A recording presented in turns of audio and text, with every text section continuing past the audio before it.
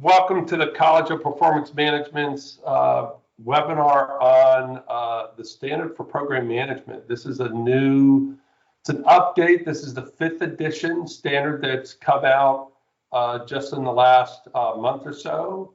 Both Mohammed and myself, as well as with, what would you say, like 10 other people? Mohammed, there's yeah, that's right. About eight other authors, developers, and the 2 team leads, co-leads.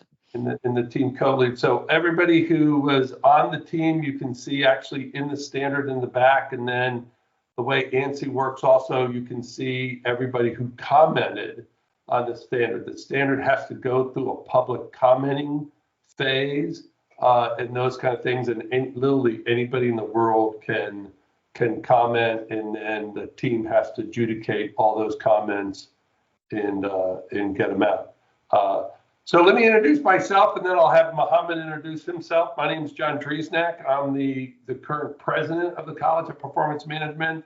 Also run my own sole proprietorship, Old Stone Consulting.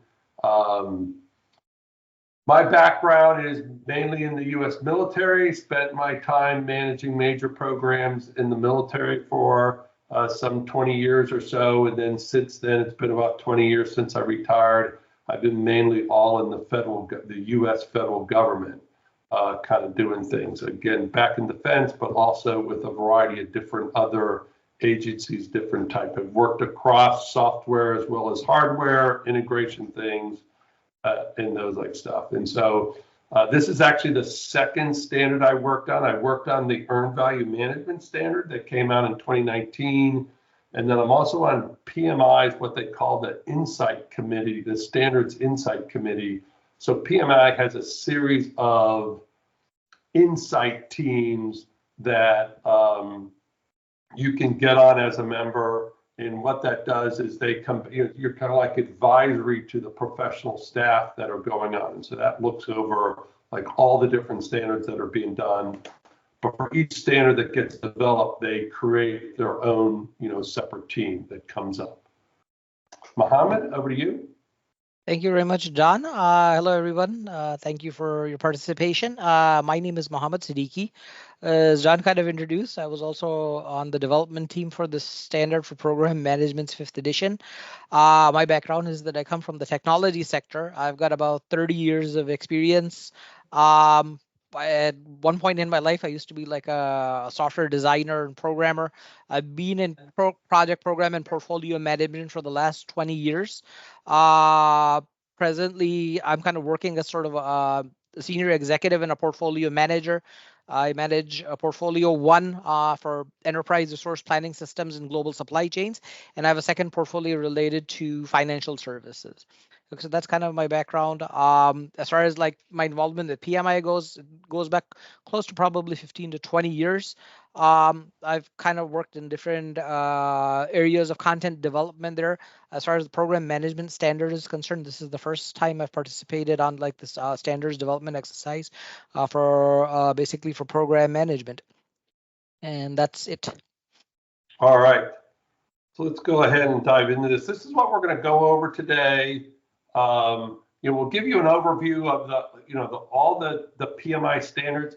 The way the American National Standard ANSI kind of works is they pick like home organizations. And so PMI is the home organization for the program standards, programs, projects, portfolios, earned value, those kind of things. There are other organizations that do other type of standards in the ANSI standard. And then PMI is also, ANSI then belongs to ISO, the international standards, and PMI is the secretariat, if you would, and has the chair of some of the efforts that go on to what's called TC 256. So the technical group 256 does all the program management standards. And you'll see there's a pretty good relationship between what PMI does in the ANSI standards and what eventually gets to the ISO standards. And then we'll go through the standard, the principles, the performance domains, and then what they now call the core and supporting activities. That's the old knowledge areas that used to be in the standards. And then we'll hit kind of two kind of topics, right? Inheritance and collaboration, are two things that both Mohammed and I had a very, we would say we were kind of the authors of that going in there. And it's really the two, I would say, main new things, kind of major new things kind of being added to the standard. And then we'll talk a little bit about, since we're in the College of Performance Management, we'll talk about how a performance management plan is actually in the standard now, and this concept is called Cairo in there. So a little disclaimer, right? This is not sponsored by PMI or anything else. The College of Performance Management actually used to be a part of PMI. We got sucked in for a while, and we were there for like 8 years as a college, and then PMI decided they didn't want to do that anymore, so we kind of extracted ourselves out of PMI back in the 2011 or so timeframe. So we're out as an independent nonprofit organization.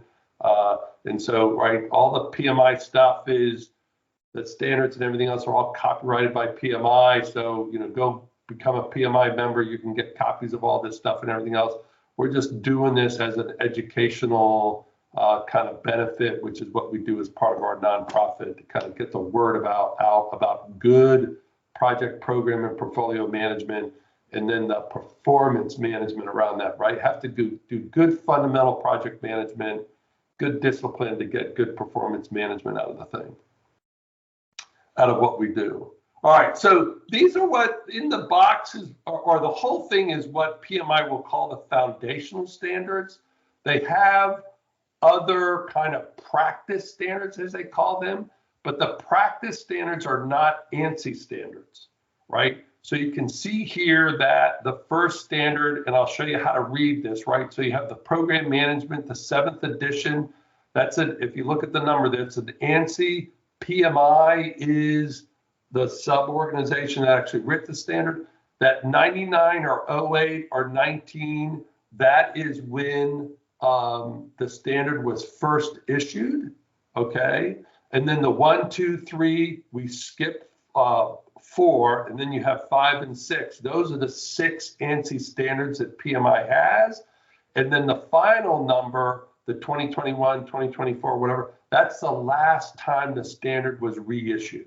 So the project management standard was initially issued in 1999. That was the first ANSI standard they put out. We're now on the 7th edition that was published in 2021, right? And then you have the program standard is on the 5th edition, right? It was published in 2008 for the first time, and then it's the second standard, 2024. Right? It's the most recent one coming out. Portfolio was 2017. They were about to update the portfolio standard, but they put that kind of on hold as there's some debates going on within PMI that Mohammed and I are somewhat a part of, arguing about saying like, yes, we need to update the standard and kind of go forward. And then I mentioned before the earned value management standard. Some of you may be familiar with the EIA 748 that used to be an ANSI EIA 748, but remember, ANSI requires public venting of the standard. And EIA as an organization got bought out, I think, by SME, the Society for Automobile Engineers, or SAE, and they don't do public venting of the standard. So at that point, that the old 748 standard could no longer be the ANSI standard because they weren't going to do public venting. SAE wasn't going to do public venting. So then PMI picked that up and finally got around to publishing. They had had a practice guide before, but then they actually published the ANSI standard in 2019. And then risk management got published for the first time in 2019. It's not an ANSI standard. I don't really know the whole story behind that, but I kind of believe that it was supposed to be number 4, but it didn't work through the ANSI process. Well, for whatever reason went wrong. I don't know what that is, but just to kind of let you know that going through the ANSI process is not an easy feat. There's a lot of rules and regulations about how it's got to be done and everything else. And if PMI messes that up, ANSI will not certify the standard. right? And I think that's kind of what happened with the risk management standard, because it was in line with that earned value standard coming through. Those were kind of done at the same time, but it did not end up popping out as an ANSI standard. And then we have the business analysis standard. That's number 5. And then there's also, they put under this PMI foundational standard, the organizational project management standard, which was first published in 2018. But they call it a foundational standard, but it's not actually an ANSI standard, right? And my understanding is they didn't put it in as an ANSI standard either, kind of thing. So that's the basic rundown. Like I said, if you go onto the PMI website, you'll see that there are also practice guides for work breakdown structures, for scheduling, for a variety of things, configuration management. There's a variety of practice standards, but those are not American national standards. And the ones I kind of have in the box are the ones that also then relate up to the ISO standards, right? There is a project and program standard in portfolio. There's an earned value standard at the ISO level, and then risk management's actually over in another area, but there's an ISO standard on that. Okay, and go ahead and ask questions along the way. If you have a question, just go ahead and come off mute and ask away, or raise your hand, and we'll address it. So what's happened to the standards? This is a little bit of a complex chart, but I'll try to explain it to you. So the standards were all updated. The project, program, portfolio standards were all updated together. Generally in 2012, 2013, they came out, and then in 2017, they were updated.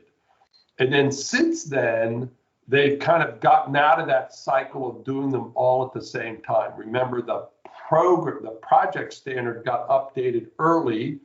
Even though it was updated in 2017, there was a lot of movement around agile and those kind of things.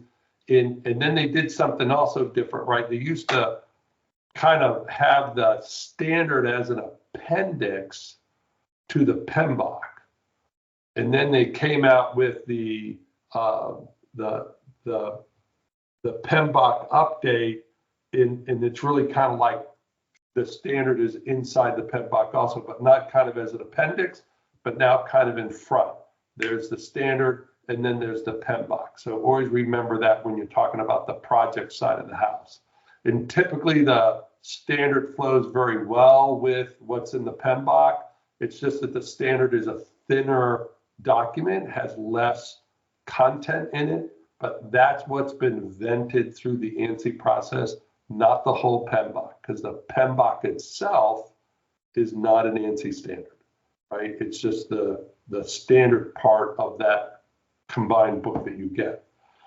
So what this chart's showing you is when they did that update in 2017, and we went to the 4th edition of the portfolio standard, the program standard, and the 6th edition of the project standard, there was rather some major updates that were done. And the stuff that's kind of in yellow is the major updating that was done, right? And so over on the project, not much was done. Time as a knowledge areas, which changed the schedule.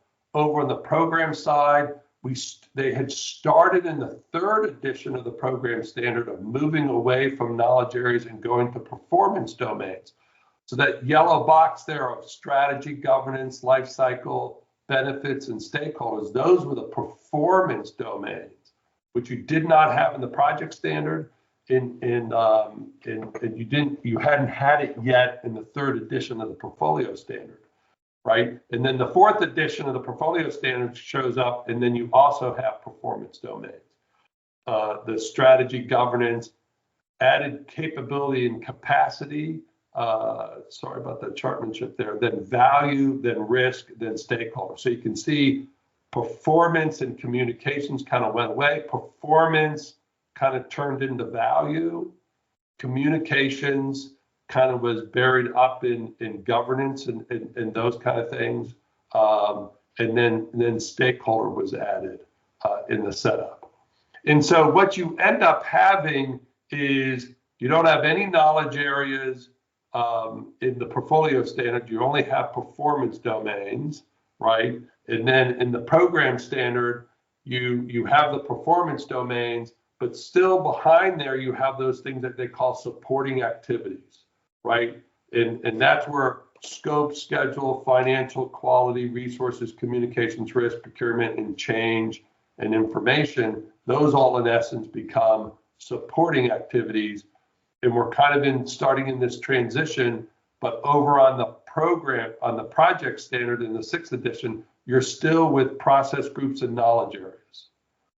If you go back to the very beginning of this, right, and you looked at the 3rd edition of the portfolio standard, the 2nd edition of the program standard, and the 6th edition of the project standard, it would all be knowledge areas and process groups, right? So just to understand that the standards have been going through this transition, first to move the performance domains, and then now with the 7th edition of the project standard, you also have these areas of principles, come on.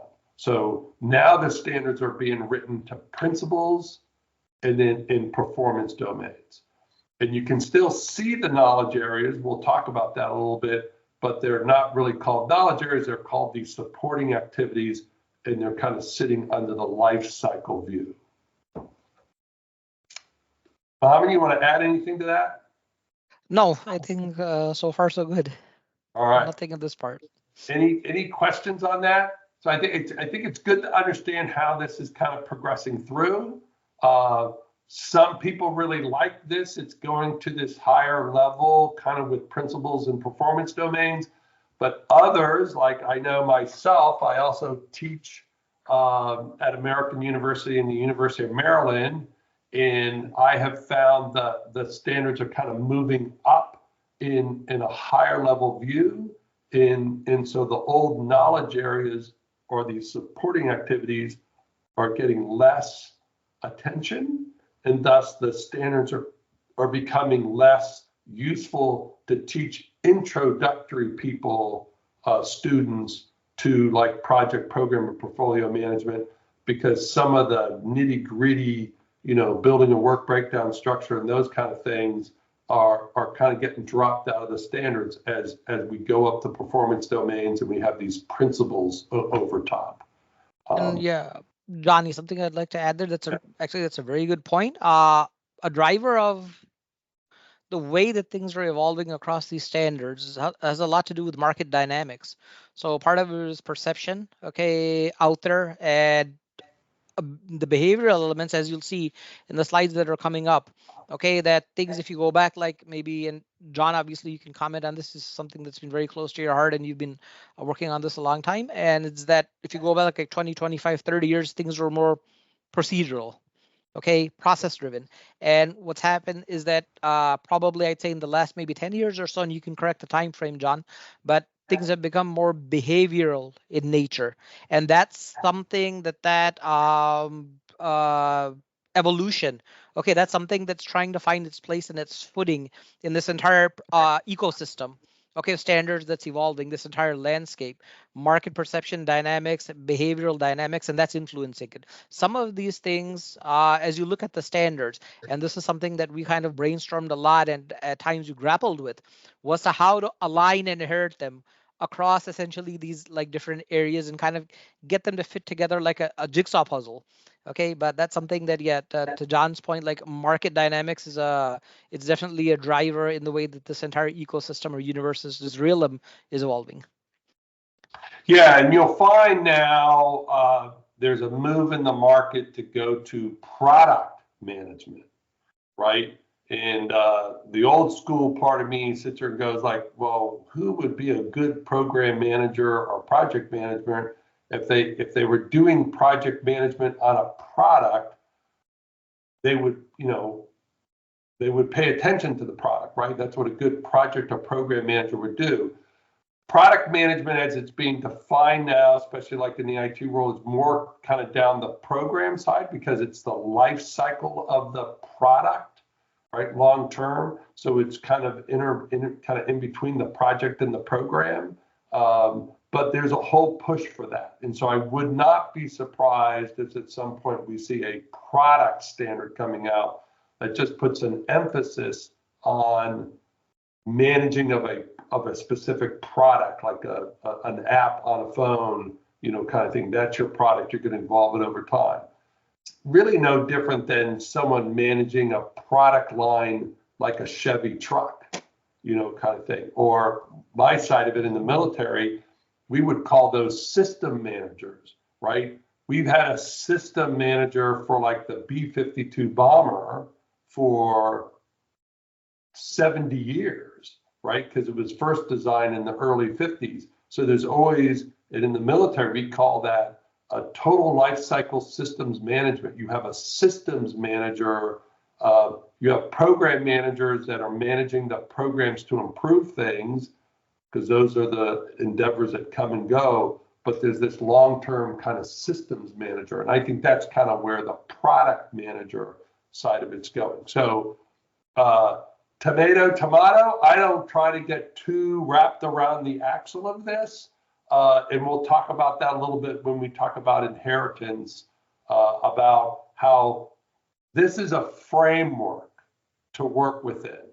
And don't get caught up, as Mohammed's saying, right? It's not prescriptive anymore. It's a framework. Work from the framework and tailor it to what your needs are. And we actually tried to put that into some of the standard down when we talked about the program standard. So Mohammed, why don't you go through the layout now of the 5th edition of the program standard? Sure, thank you. So in the 5th edition, at a very high level, okay, the fifth edition of program management, the program management standard, that's been reorganized into 3 main areas. Okay, like the first areas, of course, and think of this as kind of a pecking order. So at the top, you've got like the principles. Okay, and as mentioned, that principles, they're again, as it says right there in the chart, it's behavioral in nature. And so the idea is to kind of evolve to something beyond prescriptive processes. Okay, something beyond that kind of teaches people what the guiding behaviors are, that empowers them, okay, in order to come up with their own steps, okay, ways of working, processes, whatever you may wish to call it. And that's kind of where the top of that pecking order, you've got the principles. Okay, the second area are, of course, the performance domains. And again, we have a new one here, which is like collaboration, something that John and I worked on very closely together as well in drawing up this. So collaboration, that's something that's kind of being added. Collaboration, we'll talk about this obviously in a moment. Think of collaboration as kind of like an ether. Okay, so that's something that we looked at it, okay, when everyone was brainstorming on the development team, and like collaboration, it speaks to primarily the principle of synergy. So we're going to talk about that a little bit in detail. And finally, as I'm kind of like mentioned, that the individual tasks that you've got, or like those knowledge areas, those have kind of been collected into the third area, which are your program activities and your tasks. Okay, so again, the 3 areas that you've got in the 5th edition that they address, and kind of sort of in a pecking order, is that again, you've got your principles, okay, and then you've got essentially your performance domains, and then you've got obviously your program activities and those knowledge areas that has been collected together.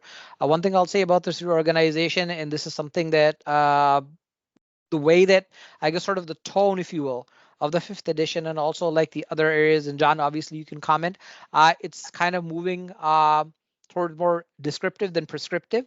So the notion, okay, to tell you how to do something very specifically, has it completely melted away? No. That's why we have like that the process part of like the PMBOK that ended up being a separate one.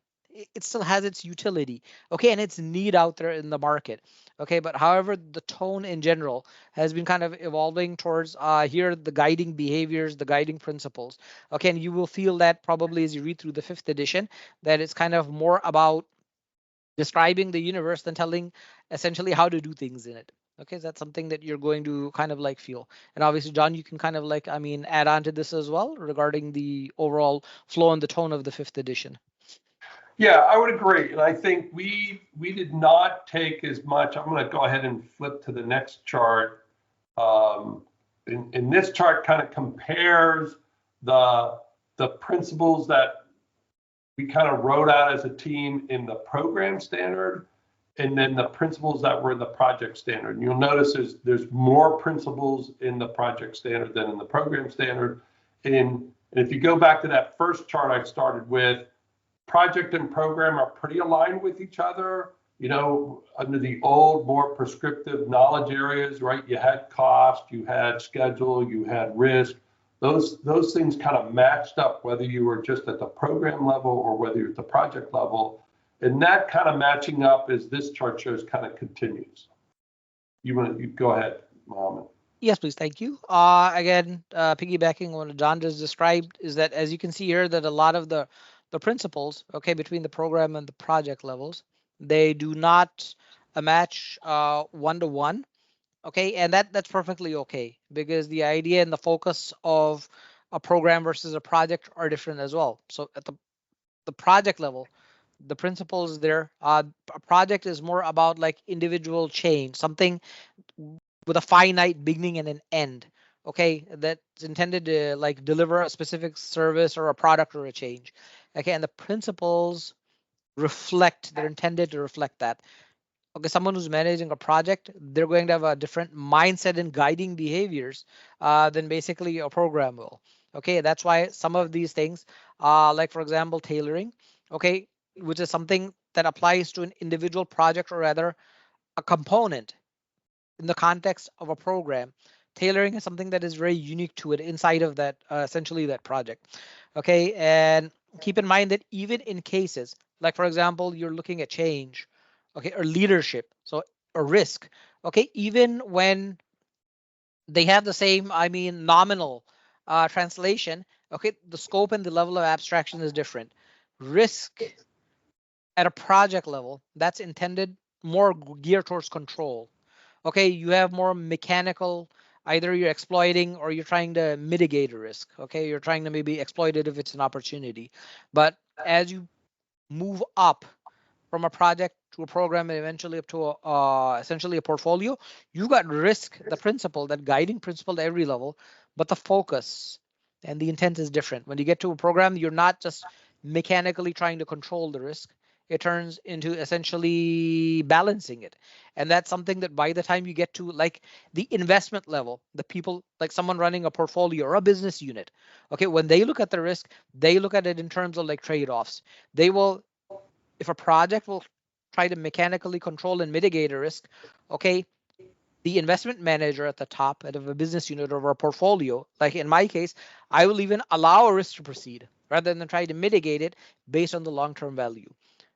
Conclusion over here, to cut to the chase, the principles essentially, they do not map 100% one-to-one. That is something that is like perfectly okay. Also keep in mind that there's an element of fluidity to it. Okay, so this is something that's also fluid, where essentially we are kind of like definitely mapping them. Okay, like for example, value at the project level, as it's called. Again, this is nominal, coming from the standard. Okay, that's why that name is there. Okay, but it maps to kind of like benefits realization loosely. It's more about when you look at the principles, it's not about the mechanical mapping. The principles are more about the behavioral mindset. Okay, so the point is that if you're looking at value or risk at the project level, what should your mindset be? Okay, if you're looking at the same thing at the program level, what should your mindset be? And versus if you move on to the portfolio level. So it's about like tailoring that mindset and trying of adapting your kind of like your behavioral dynamic, your mindset there. So this is something that this mapping kind of like it communicates and it's kind of reflects there. John? Oh, good. Dan, do you have a question? You have your hand up? Yes, I do. The question, okay, let me put my hand down. How do I stop? There we go. A lot of times, because of the rigor associated with project management standards and requirements, very often projects come fully loaded into a program with a full risk management plan and contingency and management reserve. So on some level, you, at least in my experience, you have a lot of heartache and headache and scrubbing where you do not want to double count risk and contingency. And do you have within this guide and standard and recommendation that the program management risks should be associated really strictly to those areas where the project, the constituents of your program are not covered, where you're dealing with the interface? Over. Yeah, I would say, to answer your question, I'd go to the principle of team of teams instead of the team, and saying that, so if you're at a program level, you have multiple projects, right? And you know, the schema here that's set up is that any work being done at the program level is kind of like a project. It's kind of like the work in the project is actually done within control accounts, right? That's the lowest level of management. I sometimes think PMI ought to have a standard for a control account manager, right? Or a team manager, right? You're at the team level, then the project level, then the program level, but the work's really being done at the lower level. So risk management, to me, from the program manager's point of view, there might be options there that wouldn't be available to the project manager, because let's say you have 4 projects in your program, and 3 of them have a similar risk. So now you can look across that, do that collaboration, right? Going back to the performance domain, right? And collaborate across those programs and come out with a better answer that's synergy, right? Like, down there's a principle, right? You can gain synergy by handling a risk kind of in a collaborative environment across the 3 projects that you wouldn't be able to do at just one project. And maybe you could actually reduce that contingency reserve or management reserve that you have on each individual project, because now you're going to handle it kind of in a synergistic way, right? The sum of that risk management is going to get you more benefit than if you handled it individually across the 3 projects. Does that make sense for you, Dan? It makes sense, but once again, you're going to have to go through thorough documentation to ensure and say, yeah, these are the risks for project 1, the constituent projects, and we fully understand that there is synergy and we are seeking to reduce the individual risks, the individual contingency for specific projects through a overarching use of contingency. And I'd say documenting it is going to be a real challenge, and there are going to be managers at the project level who will probably be quite upset that their contingency pots are being taken, and it's rice bowls, Yes. playgrounds, my sand, choose your euphemism, but there's going to be a challenge there. Over. Mohammed? Yeah, so then kind of building upon what John was just describing, and to your point, that's a very good question, by the way. To share an anecdote, when we were brainstorming this, keep in mind that at the project level, okay, there is a certain Darwinism involved. No project will ever try to kill itself or have itself killed off. Okay, a project in of itself is going to try to survive no matter what. When the risks are managed at a project level, okay, it's that Darwinism that's at work. The project in and of itself, it needs to survive. But that Darwinism changes at the program level. Keep in mind that when you're managing risk, okay, and this is where those principles, that behavior kicks in. What is a program manager or the custodians of a program doing? They have to deliver the benefits, okay, and they need to balance and manage those risks based on that. Now, if that means okay, potentially killing off a component project, so be it. That's the nature of what a program is. And the same thing applies as you go up that level of abstraction when you manage the risk at a portfolio level or a business unit level. It's the same thing over there. So yeah, you're absolutely correct that you have to document everything at a project level and you control it because you need to survive. A program doesn't look at a component as necessary to survive. It looks at controlling the risk, creating the synergy in order to deliver the benefits. That's kind of the fabric that weaves them together. The mindset is you need to deliver your benefits in the program.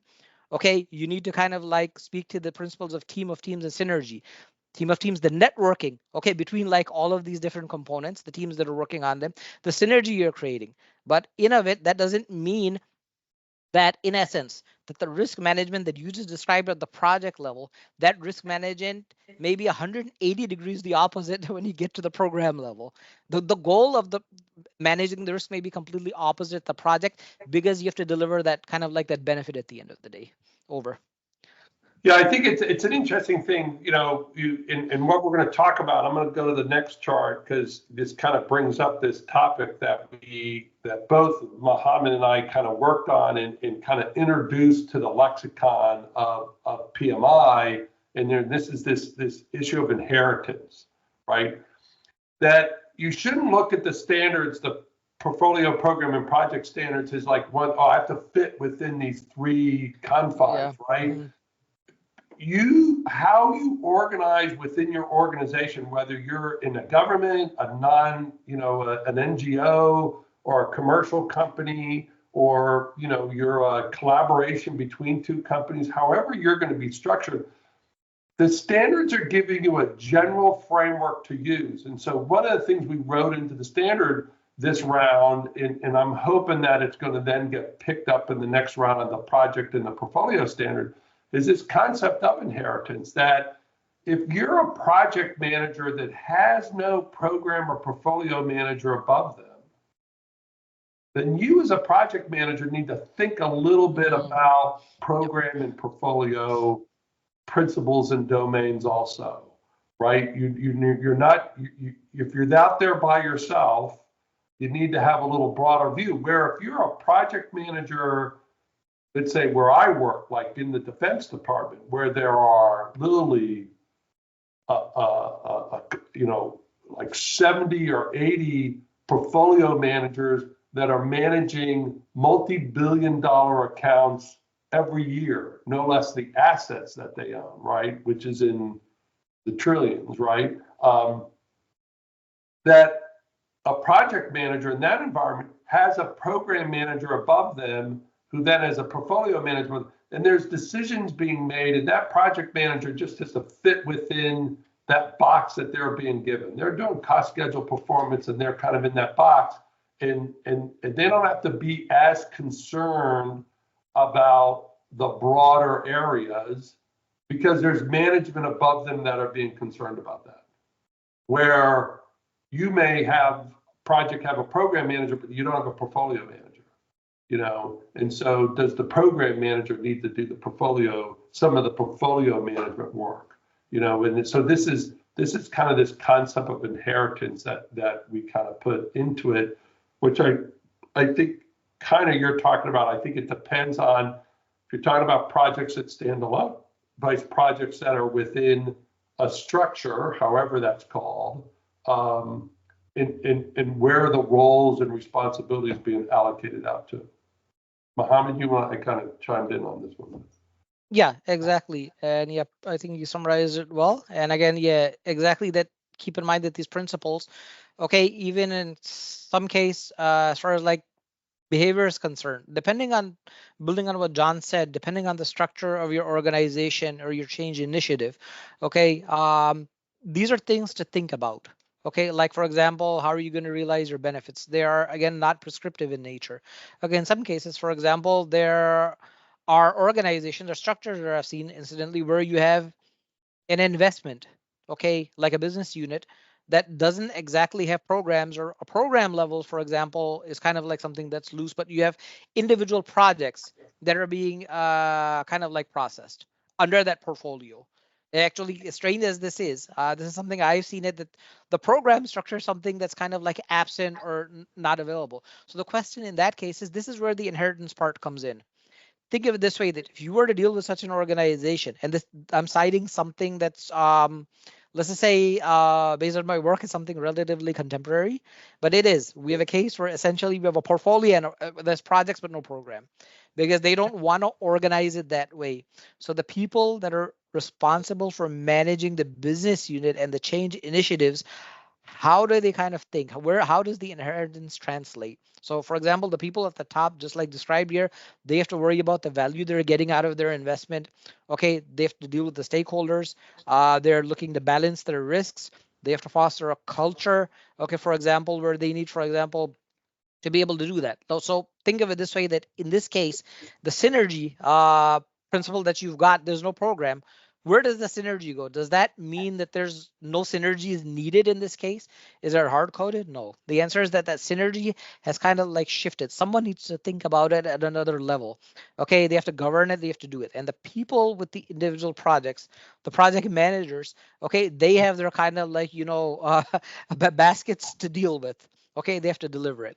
But in general over here, the idea behind inheritance is translation or handshakes between mindsets, okay, between behaviors when you're trying to deliver these changes successfully. And that varies greatly from organization to organization, or even like in cases that I deal with, that may even vary from culture to culture within the same organization. For an international organization, I deal with organizations that are in other countries. Okay, they have a completely different way of inheriting the behaviors and the thought processes, okay, that we follow in the United States, even though it's the same organization. So again, there's that fluid element kind of to it. And yeah, the standard itself, to kind of like focus and cut to the chase here, the standard kind of, it does reflect that. Keep in mind again, to mention it, that it's not essentially, it's not prescriptive. It's trying to teach you essentially things to think about and kind of adapt them to your unique situation. Over. Yeah, and I would say, remember, you can have sub programs working for programs. You can have sub portfolios working for portfolios. And people look at that and go like, well, how would that ever happen? Well, in my role in the defense business, where we're spending like 300 billion a year on investment, new investment every year, and you look at those 70 or 80 portfolio managers, there is a tier of sub portfolio, that system manager, that then has programs underneath it, that then have projects, right? The individual contracts are like projects, in that sense. And you're talking about control accounts on projects that are worth like $20 million. And in most of the industry, a $20 million effort might not even be a project, it would be a program. And in defense, that's a control account, on a contract, right? So it's all scalable, right? And where you are. And it's just, what we want to encourage here is that don't just look at the standard that looks as close to the name on your title. Look across all these standards and use it as a framework, and then tailor from there. That's what the standards are there for, to kind of use as a framework, and then you can tailor to that. And then that kind of brings us this synergy that we've been kind of talking about. That's the principle. And so when we added that as a principle, that then drove the addition of a new performance domain. And that's in essence what we call collaboration, which you're still going to have collaboration among teams at the project level, right? But it's really important when you think about it from a structural framework point of view, like I have multiple projects. Now, what am I doing at the program level? I really should be collaborating and creating synergy. Synergy being the principle. That's what you want to get out of it. And then the actual collaboration is what you're going to try to measure and foster, right? And so that section, talks about what engagement you're doing, what alignment there is, what's complexity that you might have, how transparent you want to be across. Part of the problem with collaboration is people don't know what the other people are doing. You have two projects that are doing very similar things, and if they collaborated, you could reduce your cost, get more value, those kind of things. They might be, using different consultants and, you know, using different cost models when they really could be using the same cost model, right? You can get a lot of value benefit out of, you know, creating this culture of collaboration and have those team of teams, as it was talked about, kind of working with each other, right? As the whole industry is moving to a more networked environment, horizontally integrated set of teams, vice these stovepipe hierarchical, you know, kind of setups. Mohammed, you want to add anything to this? Yeah, sure.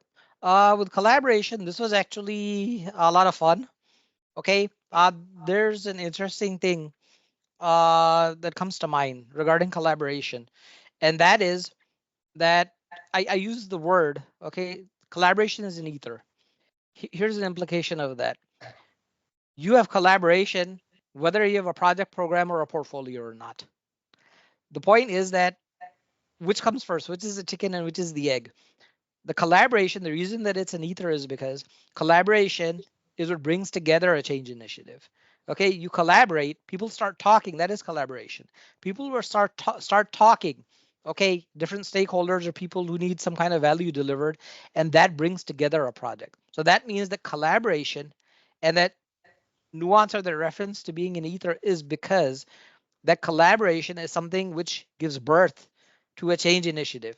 Now, that could take on the form of a project, multiple projects, programs, okay, an entire portfolio. But this is something that's out there.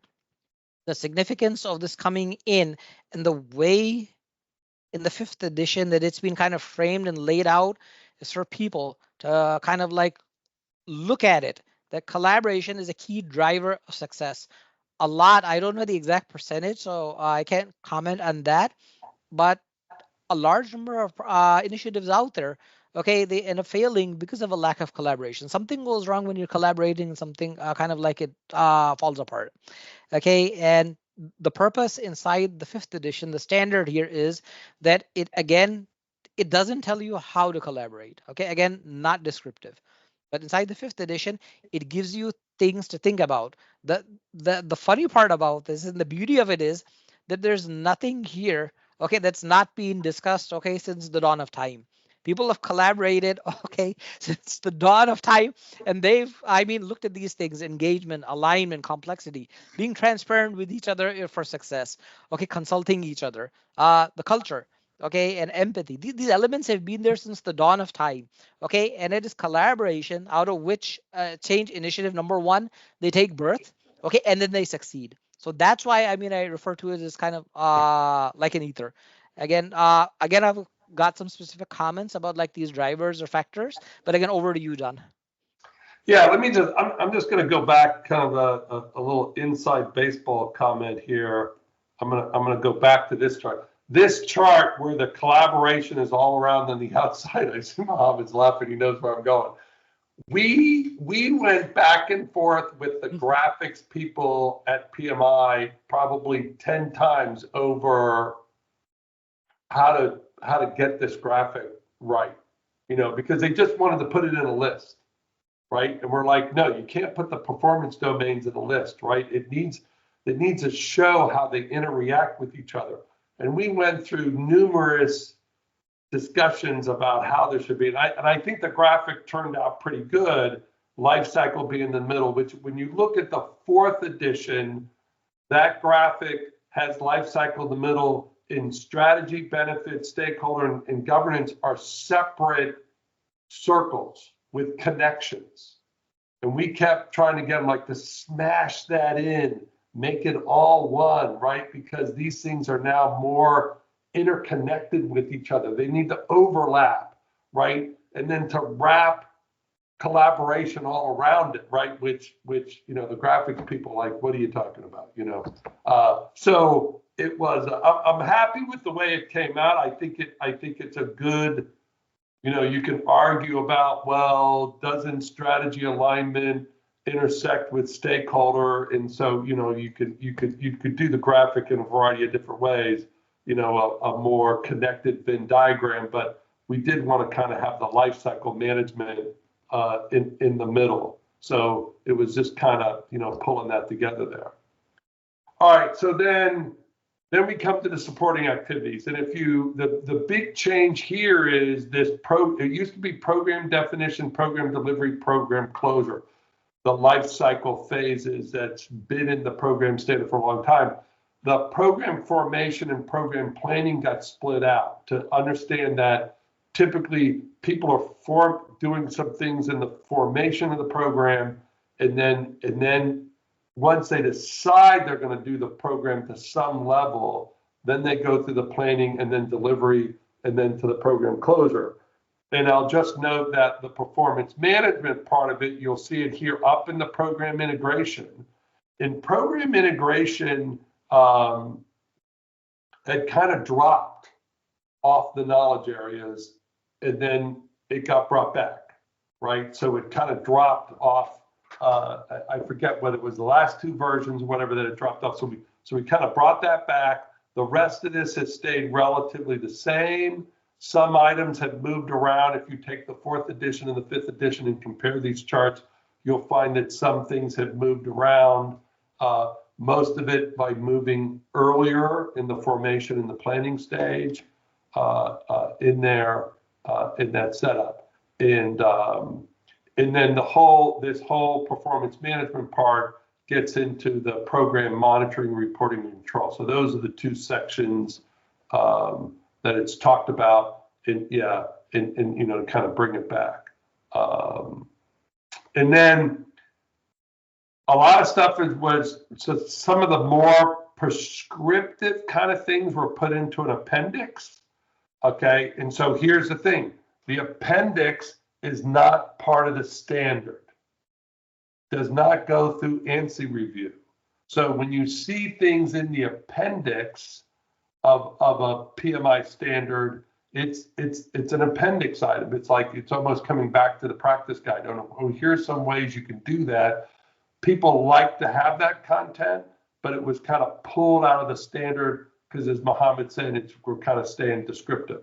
And then there's more material that now they're going more electronic and digital is on PM Standards Plus. So you can find the whole standard on PM Standards Plus. You can search for things and get particular parts, and then you can get additional content, maybe examples, and those will evolve over time, more so on PM Standards Plus. So you have the book, and then you have the appendices, and then you have PM Standards Plus, which has both of those things, plus some additional material that gets added.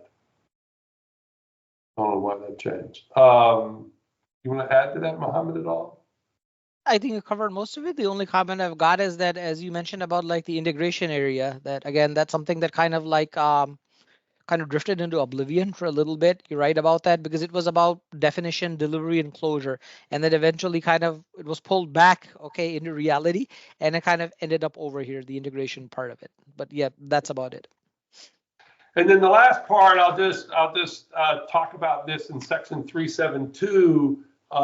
If some of you that know me, I like this. I don't like the way PMI describes risks, as risk is the specific term of something that is a negative impact on the program, but it's also the generic term for everything that's going on, right? And so to me, I like to refer to those things as challenges. So in this collaboration part, there is a discussion talking about the among the expectations, benefits, and continuous evolving challenges include, and then this is where I have found, and we talked among the group, this kind of thing, it's not just issues, risks, and opportunities, but it's also the assumptions you make about the program, project, and portfolio, and then the constraints you have. And the difference is a constraint is someone from the outside giving you something. An assumption is something that internally the team is like, well, we're going to assume we're going to get this contract done, right? This is how we're going to set our baseline.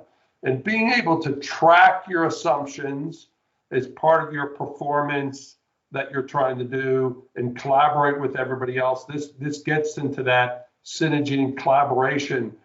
And if we get into the supporting activity like building a schedule across all those projects that are in your program and what are the assumptions across from the different project managers. Who's delivering what to who, what constraints are they under from a money point of view or timing point of view, what assumptions are they making, and then how is that impacted by your issues, risks, and opportunities that you're tracking on the program.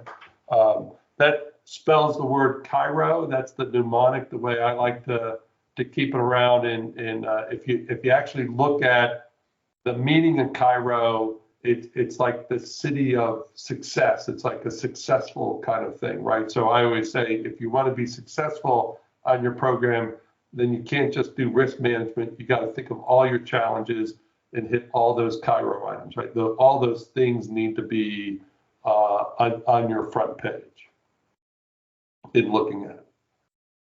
All right, so that's what we had here for the presentation. Went about an hour or so. Any other questions from anybody?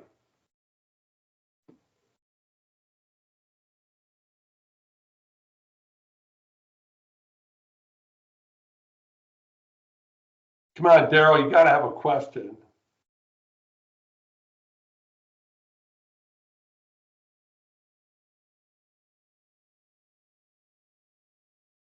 All right, go ahead, Laura. Hi, John.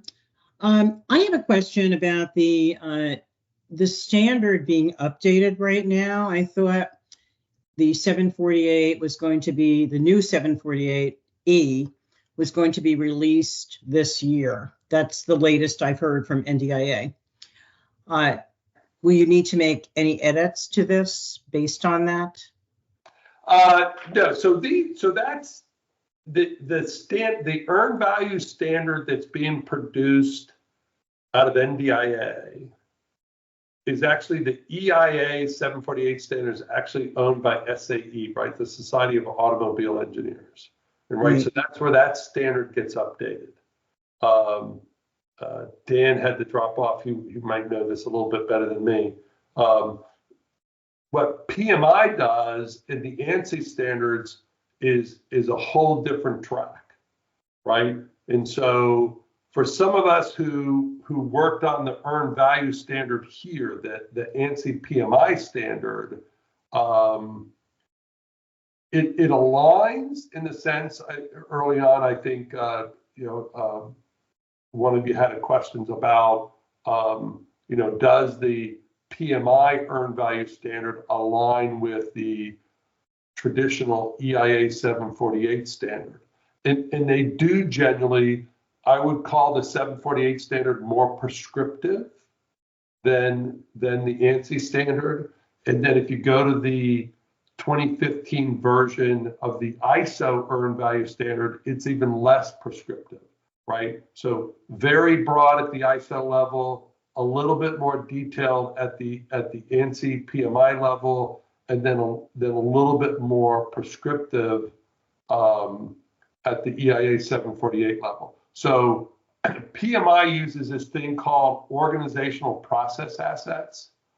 And an OPA is how you actually do the work. So an example would be, we'll talk about the earned value standard doesn't really talk about having an IBR. It talks about setting a baseline, but it doesn't tell you how to do that baseline.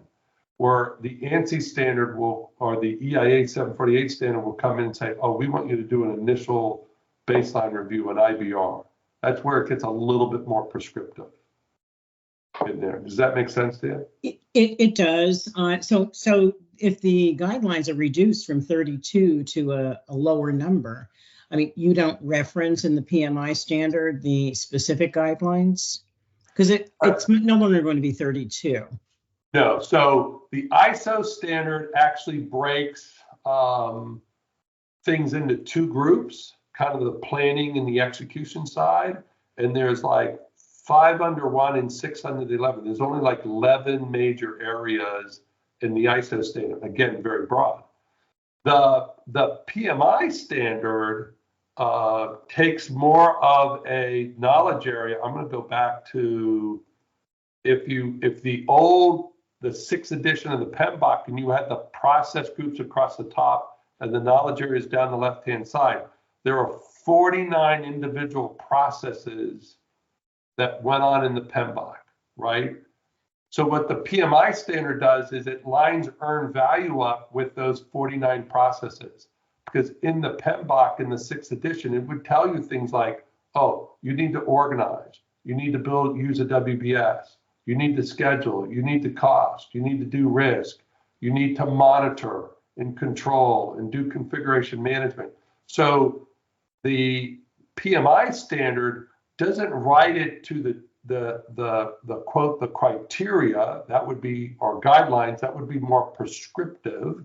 It kind of says, oh, what earned value is in a PMI world is it's a very integrated project management approach where all these 49 processes aren't being done kind of individually. Here's how they all get integrated together into a performance management system. And then from this program standard going up a level, right, we talked about how, let me see if I can go to the right, if I can find the right chart, right? We then talk about just generically having a performance management plan, right, that does monitoring, reporting, and control according to the governance, however you're going to govern the program. Well, it's not giving you explicit, it's saying, oh, you have to build control accounts and how you have to do it. That's prescriptive, but it's still saying, look, you got to have in the governance performance process, you got to have a governance process over all the work that you're being done, and you need to figure out how to monitor, report, and control that. But it's not giving you an explicit set of criteria to do that too, right? So it's more descriptive than prescriptive, right? And I would say the 748 standard is a little bit more prescriptive. Okay, thank you. They don't. The only place I would say that they might be a conflict, right, is you're an NDA, been in the National Defense Industrial Association, which kind of manages that 748 standard. They don't like to use the word contingency reserve, right? But PMI embraces that term a little bit more than NDIA embraces it. More like Department of Energy would do it, right? The more closer you are to construction, right, the more contingency reserve is a term that's used. PMI doesn't get upset about that one way or the other, right?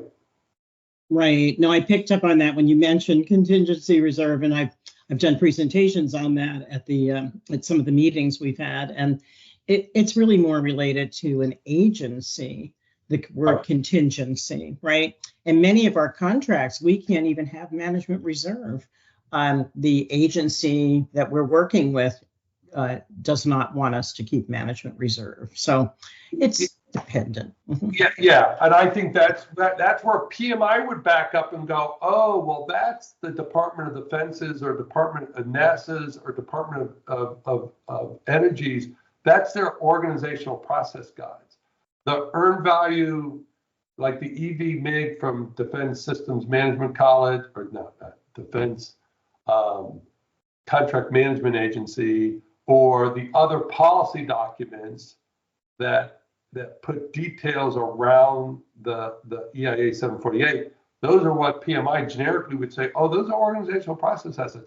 Oh, is that how you do that? That's fine. You want to write an act strategy, you want to write a risk management plan, you want to write.